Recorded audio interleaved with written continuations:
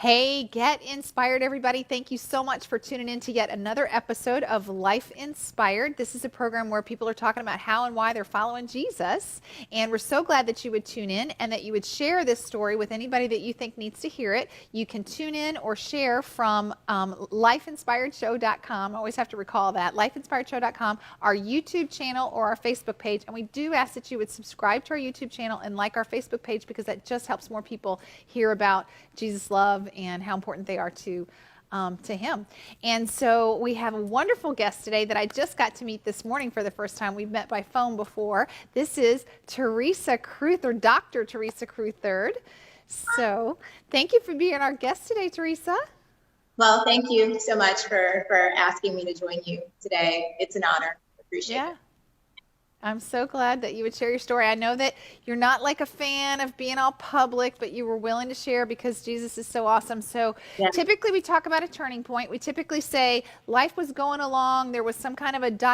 moment in your life where, and then God stepped in and he turned you to a new walk. And now you're walking this inspired life. And what does that look like? So the three questions I typically ask are, what was the thing before the turning point? Tell us what life was like before God stepped in. Okay. So one of the quotes that I think mimics my pre-Christ journey is a quote that you see on these signs that, sometimes they're not very good quotes, but this one said mistakes, like in really big letters. And after that, it was colon, like, it could be that the purpose of your life is simply to serve as a warning to other people. So I thought, the early part of my life was kind of riddled with like bad decisions. And so at some point, I even thought maybe my life is really just a warning, like for the things that when you're a strong-willed person and you're not really attuned to walking with the Lord, you just do things, And so I got saved. My hairdresser actually led me to the Lord and on my couch, like your couch, when I was 16 years old. Wow.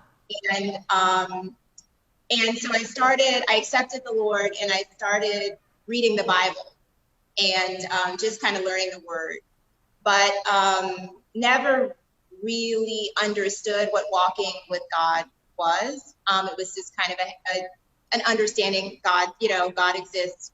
This is his word. You kind of don't do certain things and you do other things. And that was when I was 16. And when I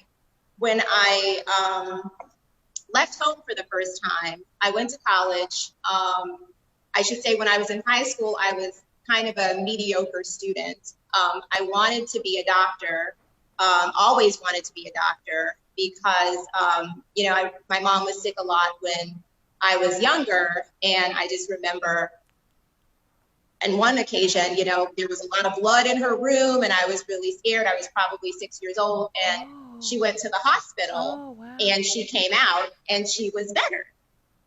And so I even started to, and that was a frequent occurrence, and I started to appreciate the atmosphere of the hospital.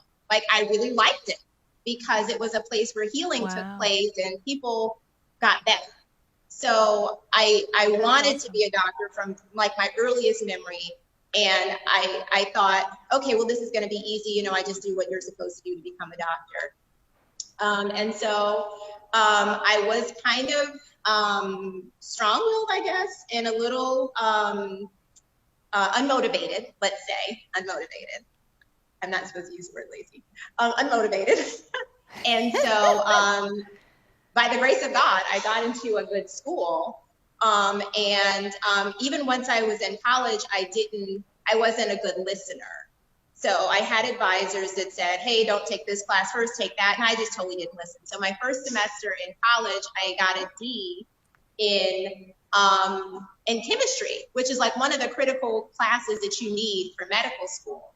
So I applied to medical school at kind of the end of that period, and my first go round I didn't get accepted, and I had majored in religious studies at that time because I'm like, well, that's easy. They told me, you can kind of major in whatever you want to major in.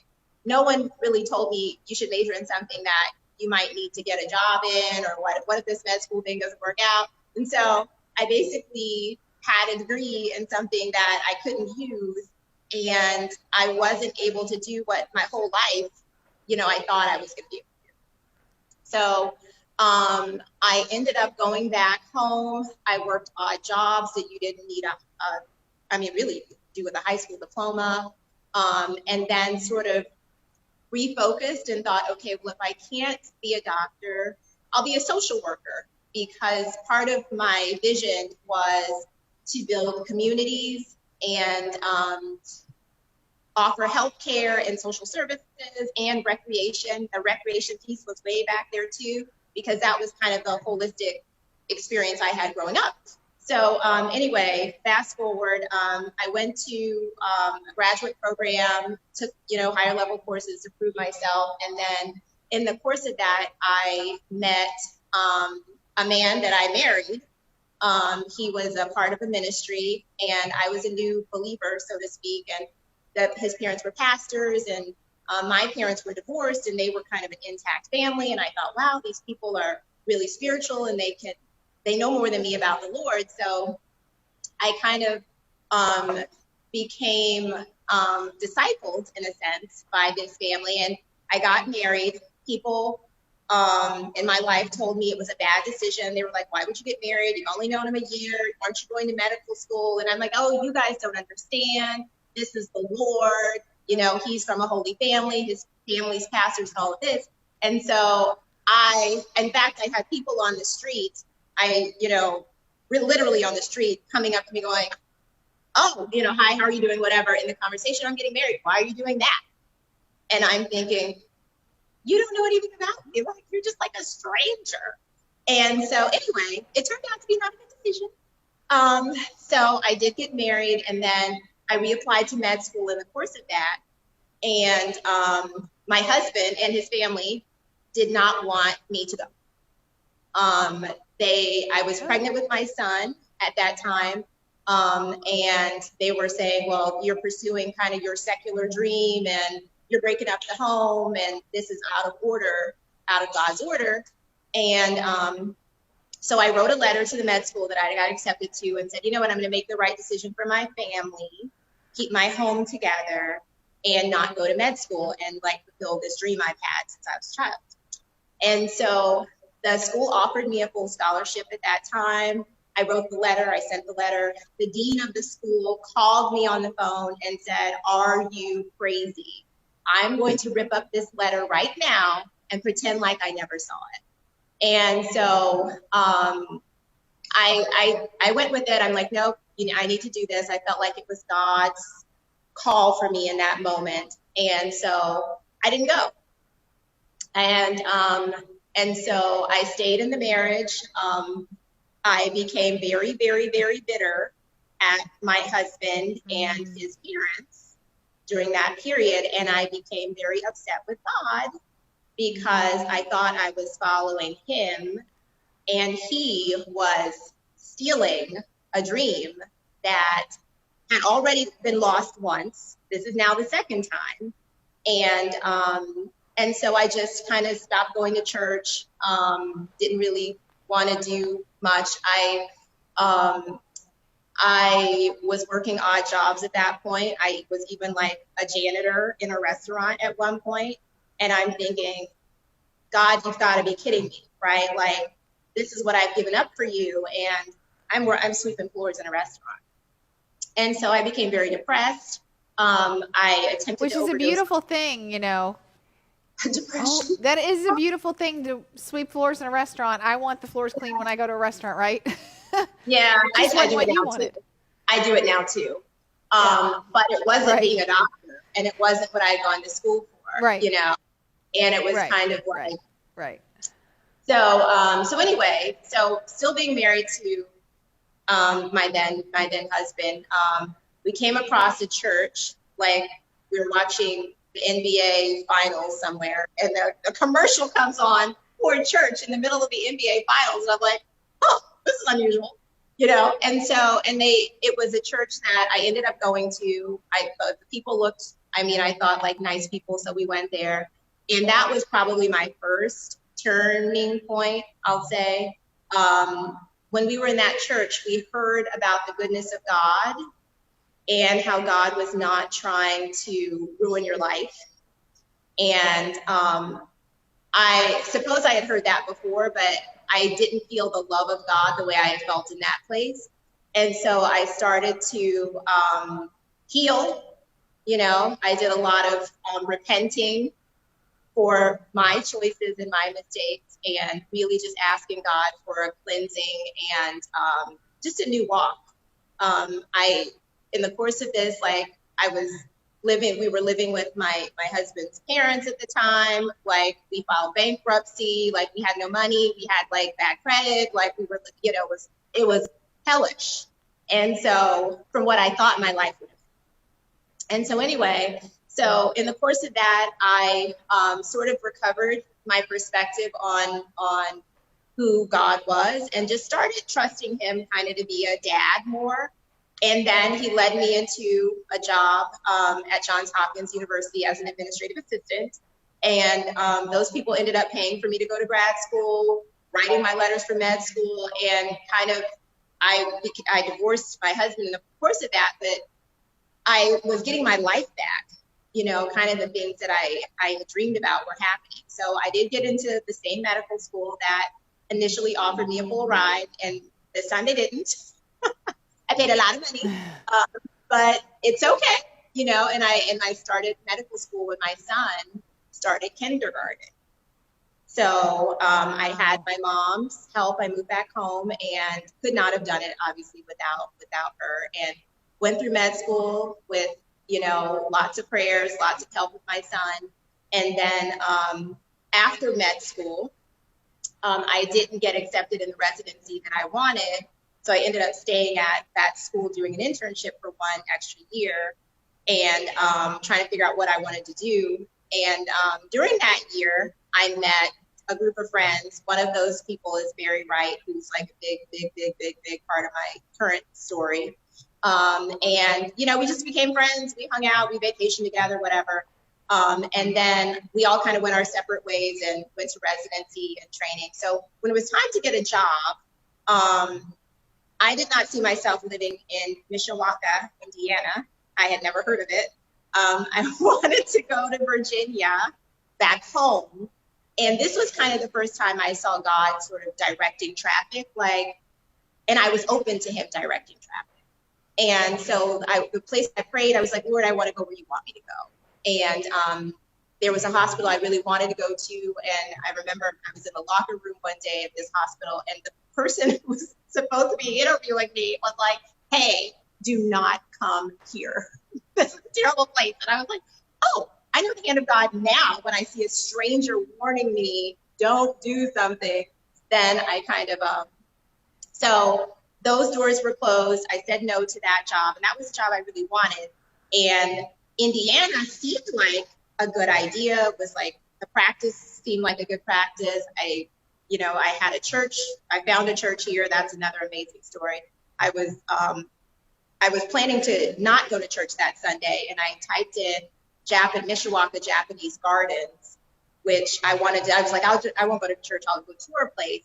And it took me to Christian Life Center. Like my GPS took me there. And there was someone standing outside saying, hey, we're having church. Why don't you come back? And I was like, okay. So I went back that day and instantly felt the love of God and the presence of God there. And I was like, oh, okay, God, I think you're telling me I can live here. For sure. Now, mind you, I'm a single mom at this time. I don't have any family in this place and that I knew of. But when I came back from my scouting trip, I discovered that one of my good friends from that period, those 8-year friendships, one of those people lived about a mile down the road from where I was looking to live. So God planted an instant friend. I had a church, and so I'm like, okay, God, this seems a little unusual. People thought it was crazy. They were like, okay, well, first of all, you're a Black woman. You're moving to do you know what plan is there? And I'm like, I feel like it's okay. So I've never even seen the plan. But so I did, and I felt like it was spirit led. So coming out here, I felt like I had a closer walk with God because I was journaling and we were talking and communicating. And a few years ago, I remembered one of my other childhood dreams, which was the recreation center. And I journaled it. I made a little prayer request in my journal. I was like, Lord, make me an entrepreneur. I want to bring this thing to life. And I kind of forgot about it. So then fast forward maybe a year, I was in church and I was really kind of dedicating my life anew to the Lord and like wanting what he wanted, like really wanting that, not just giving him my list and saying, could you please make this up to me? So I had this vision during that worship service, and I believe it was the hand of Christ kind of saying, follow me. And I said, okay, I'll follow you. And I thought I was going to like be called to Africa or like, the missions field or something. And like later that day, I was at the skating rink here in town, and they announced that they were closing. And so I, something rose up and said, you can't let them close. Like, we need stuff for family. So I went to talk to the manager and then the owner, and then he and I became very good friends, and he started mentoring me and sending me to conferences, teaching me about the business. And I knew God was doing something like really unusual, right? Because I had like no experience in family entertainment center industry, like never done anything like this. And I only told like 4 people because I felt like God had spoken to me the Joshua and Caleb word. Like, I'm going to take you here, but it's going to look unusual, and you need to watch your mouth, and you need to be with people of faith. So I told Barry, right, that I mentioned earlier, and my other friends too, and they were kind of like, yeah, that sounds great. You're gonna buy a skating rink, sure, And Barry prayed about it. He was like, he didn't tell me he did that at the time. He was just like very supportive and everything. But he prayed about it, and he said, well, God said yes. And I was like, okay. And so he pretty much invested. Like his walk of faith is like, I was here looking at land and I was doing all this. He was in another state, and he was like, he just basically put all of his assets in the pool on the line for this. And because he heard from God. And so wow. We started scouting, and the USA deal didn't work out. But we knew that God was in it. So we were like, we don't know what's happening, but we know we have all these helpers and all of these resources. So we're going to find another place. And so we found the land that we're on right now through a series of miracles. Like, the seller was sort of like, oh yeah, we like you guys. We'll sell it to you at a good price. And it was like a $200,000 purchase. And I had maybe $1,000 in the bank at the time we were going through this. And I'm like, okay, well, I guess we'll just play it out. And God sent the money when the time was right. And so we were able to buy the land with cash. And then God sent the right banker and all of that. And we closed on our loan in February of 2020, right before banks start shutting down everything. We had a builder who saw the vision too. He was kind of committed to this, and he's like, well, if you guys are going to get open by fall, we need to break ground in November of 2019. We didn't even have our money from the bank yet.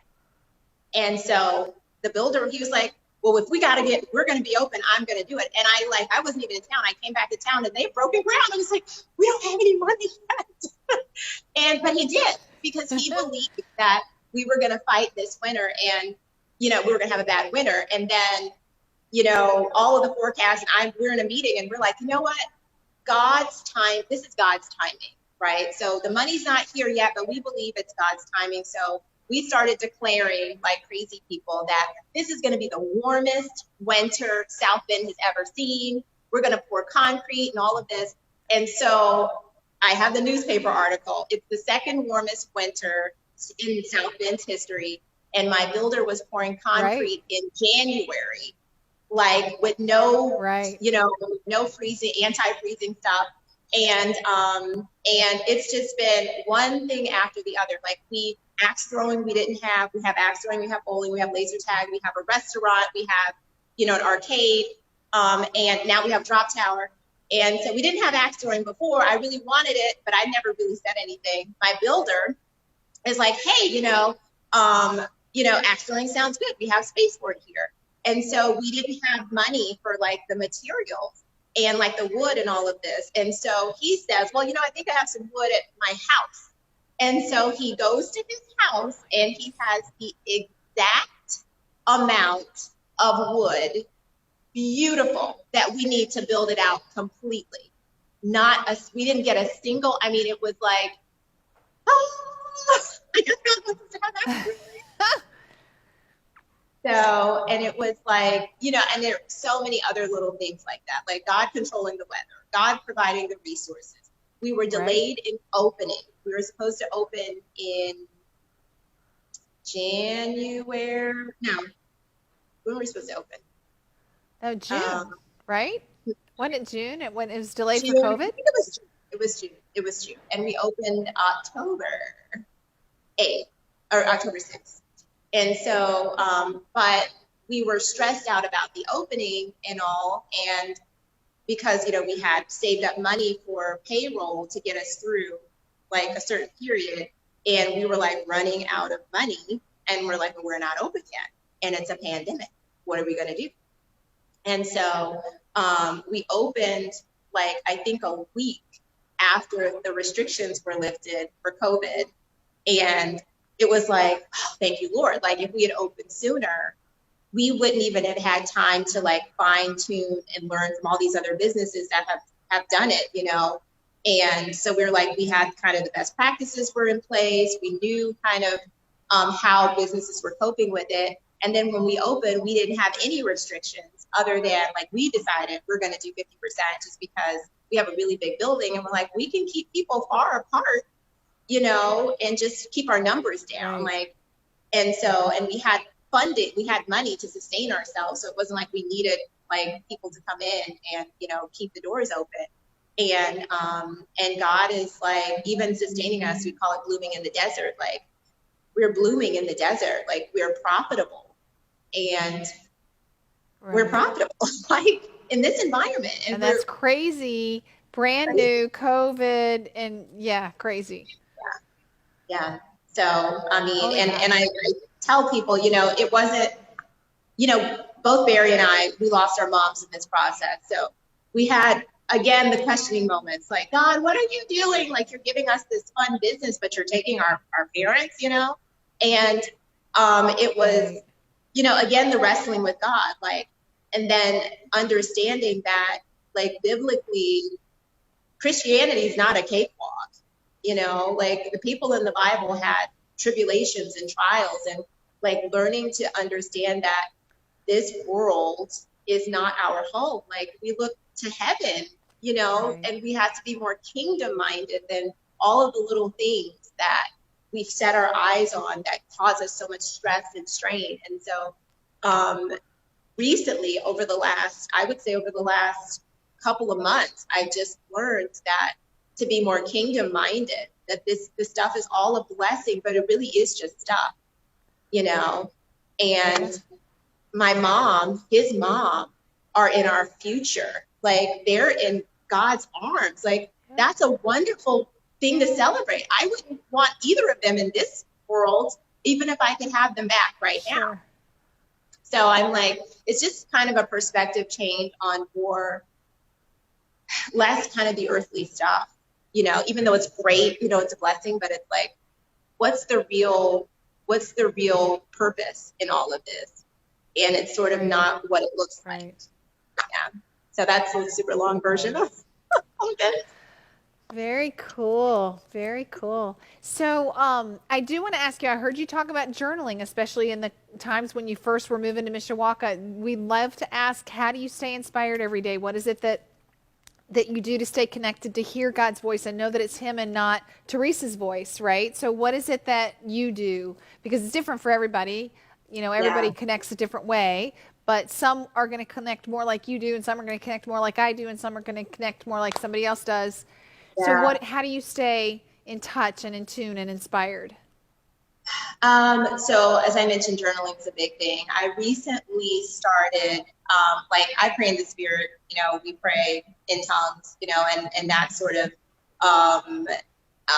kind of a refocus to align more vertically with God and take my mental part of it out of the picture.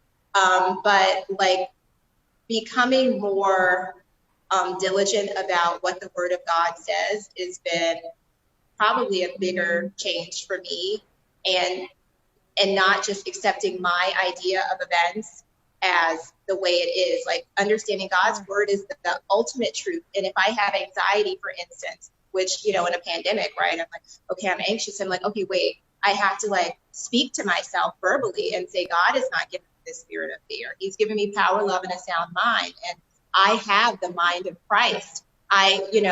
God supplies all my needs. Like speaking out the word just over my thoughts has been really helpful in those moments where it's kind of like, you feel overwhelmed, by circumstances. And then absolutely. Yeah. Yep. Absolutely. Well, Theresa, thank you for sharing. I'm so grateful to put your story out there. And if one person hears about, dreams and, I want to do this, and you don't really follow God, so it's awesome. Just one person hears your story. It's great. If you guys know somebody that needs to hear Theresa's story, do share it with them. You guys go and meet Theresa at Generations. I don't know how often you're there at the park. What's the title of it? Generations? Generations AdventurePlex. So yeah, weeknights we open at 4. AdventurePlex. Yeah. And I'm usually, I'm here I'm here a lot. Yep. So if you want to hook up with Theresa and ask her questions about her faith or whatever, we'll connect you. You can message us here if you're watching from YouTube or Facebook. Just message right there. If you're watching from lifeinspiredshow.com, you can find a way to email us from there, because there's a way to email us from there, so you can do that, and we will hook you up with Miss Theresa, Dr. Theresa, and if you know somebody that needs to tell their story, we would love that too. You can message us for that. So thank you, Theresa, for sharing. Appreciate it. And thank you guys for watching. Don't forget to subscribe and like. We appreciate it. Have a great week. Bye-bye.